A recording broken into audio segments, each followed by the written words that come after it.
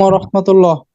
ওয়ালাইকুম আসসালাম ওয়া রাহমাতুল্লাহি ওয়া বারাকাতুহু। জি, শাইখ, আমি আমার প্রশ্নটা হচ্ছে, আপনার বেশ কিছু থেকে লেকচারে মিটিং এ আমি ছিলাম।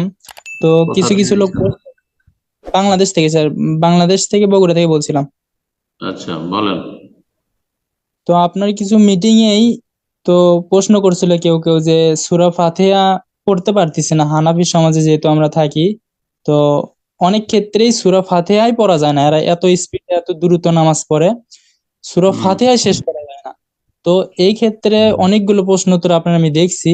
তো আপনি উত্তরে বলছিলেন যে একটু তাড়াতাড়ি হলেও পড়ার চেষ্টা করুন। কিন্তু শাইখ, আমাদের এলাকায় যেগুলো মসজিদ আছে, একদম অসম্ভব এদের পেছনে সূরা ফাতিহা যত দ্রুতই পড়ি, সূরা ফাতিহা শেষ করা অসম্ভব। তো এই ক্ষেত্রে সলাৎ কি আমাদের হবে নাকি? হুম। প্রথম রাকাতে না, তৃতীয় চতুর্থ রাকাতে? এমন মাঝে মাঝে হয় কি, হয়তো দ্বিতীয় আর চতুর্থ রাকাতে হয়। আবার মাঝে মাঝে এমনও হয় যে প্রথম দুই রাকাত যেটা, এটাতেও হয়তো মিস্টেক হয়ে যায়, পড়া যায় না। ধীর এটা স্থিরে মিস্টেক তো হওয়ার বাদই কথা না। দিলাম। হাদিসান আছে। যদি দেখছেন যে ইমাম আপনার যদি নিজের গ্রামের মসজিদ হয়, মহল্লার মসজিদ, তাহলে ইমামকে নসিহত করেন যে আমাদেরকে সূরা ফাতিহাটা তো পড়তে দেন। আর তো হানাফি বাজবে, এটা তো রাজি হবে না, গায়ের জ্বালা হয়ে যাবে, আল্লাহ হেদায়েত করুন। তো আমি যদি বলছিলাম পারেন সাহেব, একটু আমাদের পাড়ার আস্তে আস্তে পড়েন। তারপরে সানা পড়া সুন্নাত, সানা পড়িয়েন না।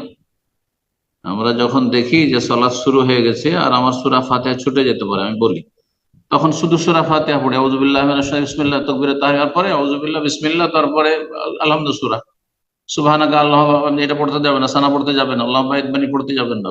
জি, আর এখন যদি আল্লাহ বাইত বানি শুরু করে দেন, তাহলে তো ও তো মামলা খারিজ করে দিবে। বুঝতে পারছেন? শুধু সূরা ফাতিহা পড়ে, কারণ সূরা ফাতিহা পড়া ফরজ। জি। আর তারপরে এরকম জায়গায় স্থায়ী বসবাসই জায়েজ নয় আসলে। আল্লাহ তৌফিক দিলে হিজরত করবেন, সব বিদআতি এলাকায় বসবাস করবেন না।